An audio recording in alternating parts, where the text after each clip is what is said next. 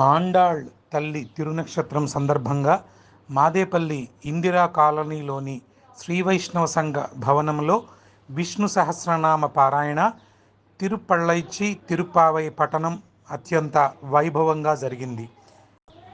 వైష్ణవ మహిళలతో కుంకుమ పూజా కార్యక్రమాలు భక్తి శ్రద్ధలతో వైభవంగా నిర్వహించారు. ఈ కార్యక్రమానికి సంఘ అధ్యక్షులు కొంపల్లి కృష్ణమాచార్యులు, కార్యదర్శి వేదాంతం అచ్యుత కృష్ణ, కోశాధికారి కిలాంబి శేషు, సహాయ కార్యదర్శి కొనకళ్ళ వినయ్ నాయకత్వం వహించారు. కొంపల్లి తాయారు, కందాడై రంగనాయకి, అనురాధ, శ్రీదేవి, అరుణ తదితరులు కుంకుమ పూజల్లో పాల్గొని ఈ యొక్క కార్యక్రమాన్ని సుసంపన్నం చేశారు.